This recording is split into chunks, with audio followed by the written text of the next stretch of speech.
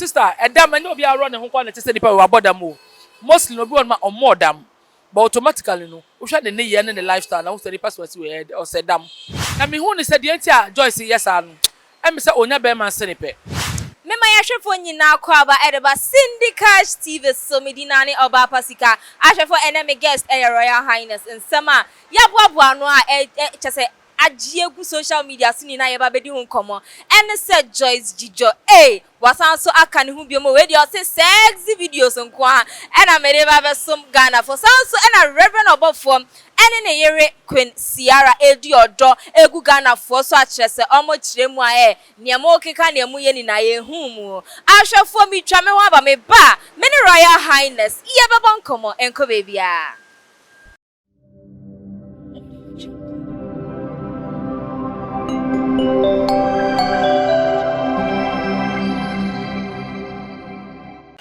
Mekoya masan so ababiom Syndicate TV so ena mwenigu so amuhwe ahwefo enemy guest no medical catcher mo say Royal Highness na sana me invite Royal Highness no ensama mede ba be so me Royal Highness ba be di hu komo no mesan so esisu biom e de akre munyina Joyce Jijo mensa eni ni usual aroro ya akre so run hu social media so basan so aka ne hu biom we de etworking ni na ebigine mu enye bikini keto so ena oroke so ena Reverend Obofo Reverend Obofo ene ne ho kafo ne yere Queen Sierra omudi odo ediegu Ghana for so enya asem keto ahwefo mebeto nsa edi afre Royal Highness no abeka me ho ha se na nkomo no ya sha ase Royal baby na ti sen nyame adometi apopa ye radia se Royal enen sema ye bedi hu nkomo mebobo so minim sa wotie yie pa atara me ma wa sha ase no ye nchia ahwefo abusuafo adofo na ahwefo ha edin no ye nsesan ye mo fan cha me ni nyina aka ho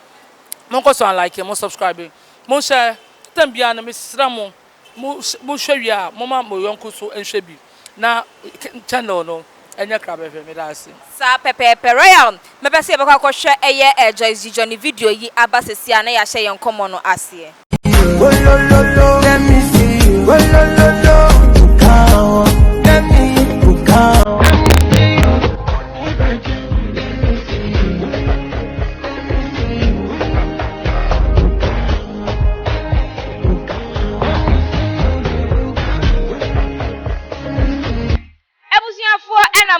na chese Joyce Jijo ana aka no Royal we dey unipa or say happy yourself enya asem ketwa or to ekegu ye so or wo so ne hu ye pa den na wo beka afa video yi so wo ro ho na wadeja egu ho a happy yourself krom han say no well onu kwa woni han say owo amano ni nti no oja ho de opa bia utimi ye na say krom han say na ka wabro ne ho na ka oye ade a oye ya before say enka onya ne easy cra hwe ma meka bibi cho Bible say wade nyina ho kwan enye ni nyina ne fata ye ofo say wo de wawro ho wo do ho ocha na me hu ne say de enti a Joyce yes anu em say onya be man senipe onya be ma ensenipe ana say be bia ampe no ena ono akasa sada ayi animbuase na waje ena na mi wo HIV ochina mini adechia mi wo no eti ama be bia suro say obeben no ana say bia sabe one ne ho beka no na one ne beda enu ti na ama Joyce si ya no akwakwa ye say ono a onim the stand ene wawro no ho adechia osama puka ono akasa na I think say ohia medical attention beginning no na me feel say ni da ho no de yesa sister edam any obi aro ne ho kwa na tese nipa we abodam o mostly no be on ma omodam but automatically no we hwe ne ye ne lifestyle na we say password we head or say dam it tell say Joyce we abodam say you checking adwin ana o make statement bi so say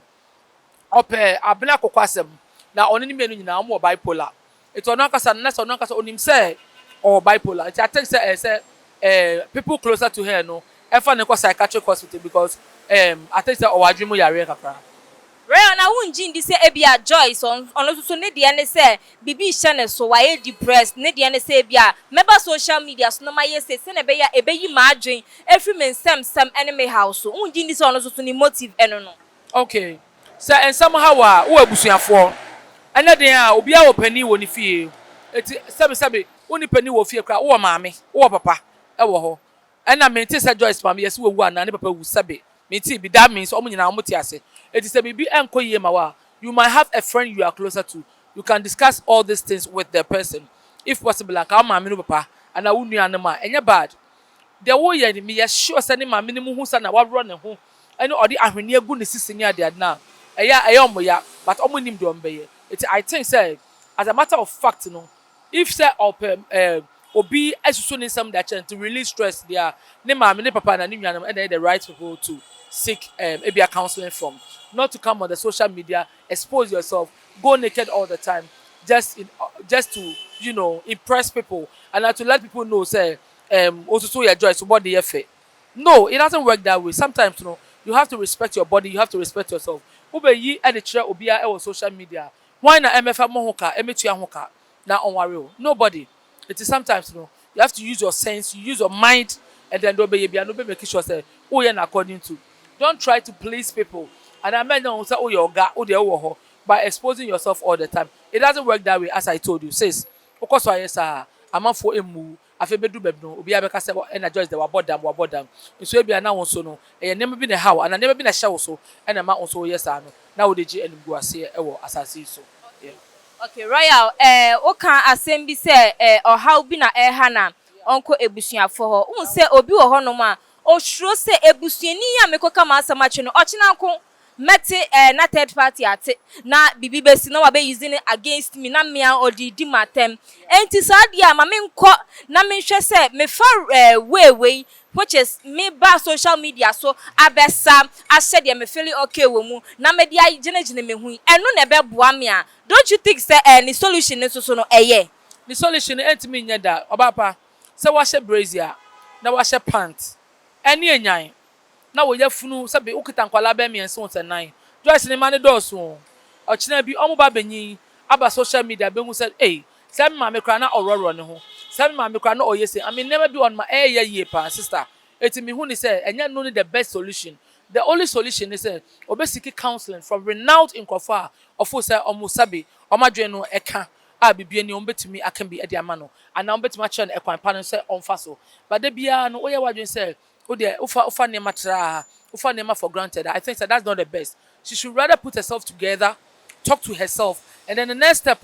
and they say obepe obia ofusa or trust no that down for ni mami whoever no only nkasa but coming to social media to expose yourself as in say obeshe pant na wa share brazier na hwene aguso ni ade sa na me for that's not the best. Yes sir I feel ochina bi no o mani benyi ababeto sa video no and our pictures now they beto one and o me so mami amabobra papa bia wasase we so. Yeah. Royal na unim say Joyce start to say oye anyema we ya oyiyi no ho ne ade o social media so yi ache ye pa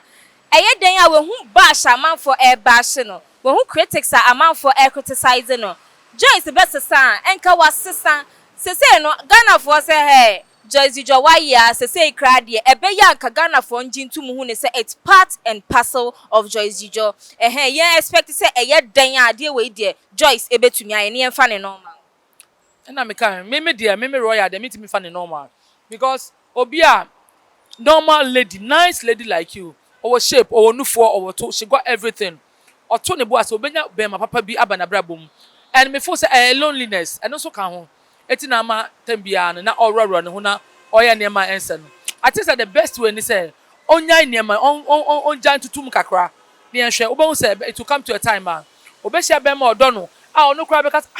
I said me walk no be kra do me. And na because of loneliness it na me ye nema na ense ne mfata. There be say me so no, me sesa me suban na me tira be ma we hu. Na be ma ye odo me, ehwa me krokro me. Say me ja nema bi. But don't wait for say obi ba be do and as obi ba be pew answer wo jai. Wo jai a obi be hu say Joyce, wo ja ne ho aroro, obi fa wo, ai hye wo kawa, aye wo yie na wa be ye misses. Na sa wo so wo ho no mo. Now all you do is to expose yourself for Mema to call you and answer what. I think that's not the best way. It will come to a time wangasa na ebe kwenti wangasa. I feel ube unya ya nka benya be ma papa bi atina wo ho aware ono na aware ho aye den e da ma ho. Na Royal opesa o kire se omo mororo mo ho e wo social media so any ade omunya ekunupa ne aware pa na. Obapa unya be ma be hwe ne to obi ororo ne ho nkofa wo de waka ne kure. Se be ma ne kra do na wa ready so be spending on you and obe hye kawa abusuafo kwa be kasete sa ba ya we sa na oye ne hu ntini ye mpene abusuafo na tabi omo sai niema e ka be ma ne de anko so sa na oba ne tabi am okay pema de sa but the problem is abusuafo no ana ukọ ware so a enyo baakofo ene kokoye yi abusuafo tena mu maame wo ho papa wo ho wo fa ne mu want sini ade adom nyina wo hobi eti no edu aware a I think say enye baakofo ene je aware eti na eya sometimes no ukofo ba bia na che begin say oba we say me twene mama you might take it for a joke but at the end of the day no we say abusuafo so ene play big role e aware mu eti de obaye ne no o china bi no e bia na wonya be ma papa o so na abusuafo no o ma mpene. Okay, international Royal Highness and so na dwenche enie. Ahwefo ye toa ye nsem no eso. Eye Reverend Obofo ene ne beautiful wife Queen Sierra. Omo the video bi ababonte a omo usual things e omo ye video nim na an. So omo di odregu Ghana force no eno an Royal. Mepese ye be kwa hwe video no aba sesia. Ye hwe video ne ba na ye nkomo no ye atoa so. Enti ahwefo ye hwe video no emra.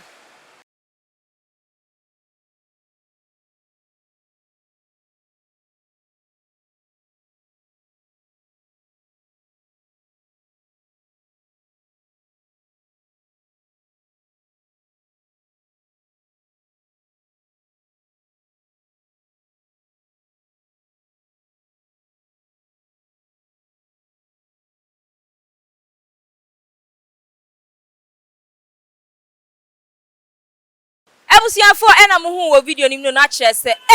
Reverend Obofo ene ne yiri ankasa de ana manfo envy omo ye pa royal because doni video say o mbe go amanfo no hu tumi ye hia so boa eno cho se sky de because sika de omo ye first na menti o masi o but I have come to realize say ye nyina ye nya bi anka be ye ana first no sense allegations na de ade a ye de ato Reverend Obofo so oni sabi ye na yiri nua eda any sense bebre no I think say fine and the face yes we worry e wa brochire oba foforo whichever way it is no em say sika wo ho it is say yampo or the sika be pompo an na time bia no ono e video na ade for people to know say shey say my worry 20 cry wo oba we wo na me do wo sika wo na me do so what I say anything o ma yire mo ho a o mo ye videos na there but I think say whatever be the case can be clarification say yampa and say yampa e ka o ma ye hu because ekoye on the year sir and confirm bedwe say e bia yampa nso bia na enyampa eti I recent ka bia Reverend Obofo obeba out now obeba clear niam say yampa and say bia yampa. Royal William said there is a saying that goes the best answer to a fool is silence. Entino Reverend Obofo hu ne say almost speculating false information na they are not worth his time and attention. Don't you think he's on the right path? He is mom. But okay, that's the work no. I said on Thursday kra. I said what me terms no. What bobo so nata on Thursday kra. But what time bia no yenti obia no so no ebe mu a eno na ese wo niema because ofo say wo na wo de wo ho. Wo me yi a no say yampa na say nyampa. De wadwo me obia no fa ne sa. But hell no. And say eba ne sa say wo aye friends say followers e wa sorry eba wo ho. Afen so no wo fans and conform do any ade anyina de ade eti no se bibi ne na wan clear niema wo me ante niema se a wo be ma ya dwan yen se de ye keka no ana de manase e keka no e bia ye no kore nso be hwem ne bia na ente sa eti ka eya na sometimes wo ba wo so ya do videos wo pa wo be clear ne ma ya ne ehu se se asema manase e ka fa papa yen enya no kore ba se be ye nso so aba be clear no ni asem eti ke betumi a bibi ne papa enye tem bia na silence e just say so ba na ubekle no sane sene fata. But Royal mami bisa wasem Sir Reverend Obofo wo ensem a ekwe ensem yi eyehu eni enyan like asem etumi destroy obi reputation. Yes, Sir Reverend Obofo eba abontin be ye video e ka se asem yi enye no kra Ghana for beji na di anami bisa o ebi beji na di ebi nso nyini ni. Yes, enti sa no so e dia to ni chim se asema me ba be ken krampo no percentage ahin na beji medi percentage ahin so na enjimi ndi enti me oyi obi a explanation na enyo obi a na hwe me to aduane ma me die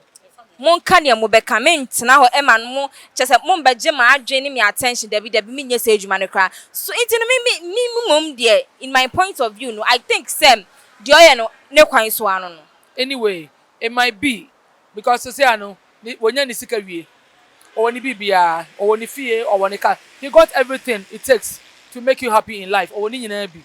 you know they work on you but as a matter of fact no I still hold on say eka oba out na bibi ni a oba be explain say asema ma na say kan enya nokure de oka say a ebia gie di say ye nokure no enya nokure ba sa na wo kan ebia ono so no why na dwen say enya de a de oba dwen na dwen e fa me ho enu no ono so ne decision na what take and so ono so na dwen a ono so afa edifa issues in case of say bia obi kan ho asemboni and say bia enema enhye dan ko ya sa na dwen so ye no but I think say sometimes no we din say people might think say eh nokure it trust bibi ni a wo so be kire mu Ghana for say na ekoso but me so me kire mu ni say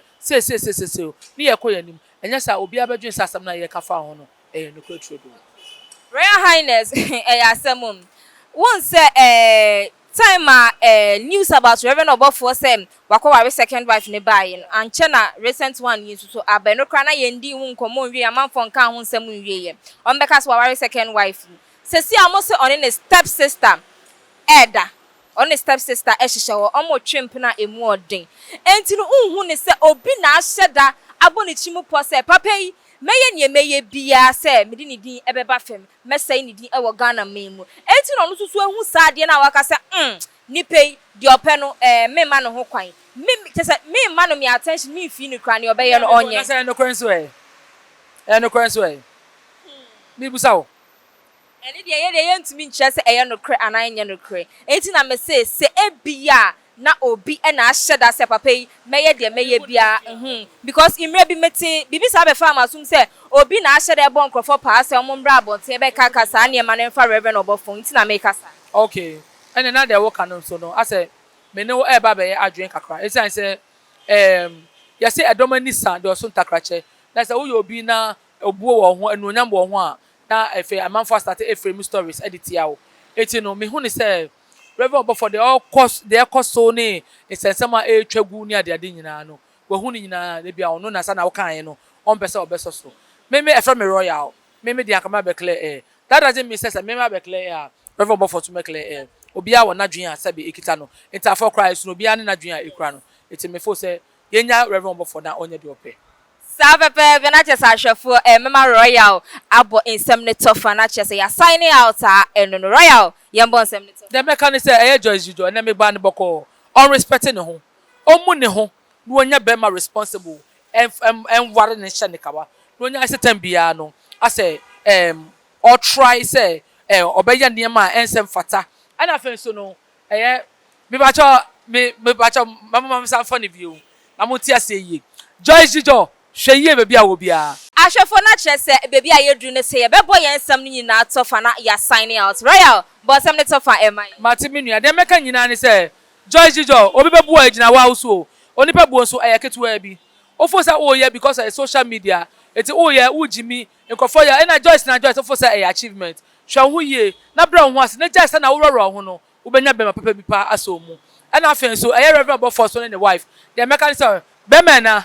ya de wo ho beto enye de nkofo beka masama no we the royal ayedo quick e de my royal me da wasepa ahwefo ase na mre no ebe ma ye kwan ama ye dum nyina esi na meka mo se nyumeku eso ya sene asida kese enkoma nyumeku onye omo anka ye be de ne ye dwumedi ababesom enti no opewe bia ye be siesie o se no ama no ayefe ayefita stains aka wo se ne so se tobacco cigarette ni weed kra na wano ma na chesa ma wo se na ye kwa woni how bo modern efre unique laser whitening teeth e wo 0594 969 no mu siesie wo se no omoma no nye fita no we no mu nka ne so ye ntu ase emfa emma opewe bia obeto omma ne niema wo wa sha wunya one particular place obeya wo shopping wo ni na ne se de bia akọ wakoto sope wa ha na wato sope wa ha upesa wo ha we ni etuo entwa dia na chese diaper up gh nkwa ena ye bebi a ewo sa wodi weni etwe owo nkoda ne ma pa edema obi biara eba ne ntade feeding bottles ene diapers bibi edi siesie nkoda ho dia but modi na friend number etwegu ewo screen ni so no na oni diaper hub gh endija mo like videos no mo subscribe na mo share comment ne so ema mo remfi se mo de begu ya akwemu an mo de begu nkwa dia Syndicash TV ye beje mo so me de mama anointenyum adom ena eja ya hwefo enyina akwan tie anwumwe na oje ene fa wo de na grace bi ento engu wa brabo so medina ne oba pascal Royal Highness na me guest amene no ene jumede ebesum nyina makram. Hello, Ebusiafo. So, Percy Fita Asracha or Dofo de, and then Nafa Wonkodom is unique laser whitening. unique laser whitening ɛwɔ toothpaste stronko a wode twitwi wo se a ɛma wo se ɛyɛ fitaa na ɛyɛ fitaa no nso no na ɛyi ɛnkabɔne bia ɛwɔ wo no mu bia any tea stain coffee stain smoking stains bia unique laser whitening product ɛbɛyi ne nyinaa free so ama kama deɛ ɔbɛya ne sɛ wotu so na wode bi egu wo brush do so na wode twitwi wo se ne so nyinaa kama wowie a ɛhohoro w'anum gya no w'anum saa nti fra unique laser whitening ɛwɔ 07999792330 unique laser whitening ɔsɛ muni seso.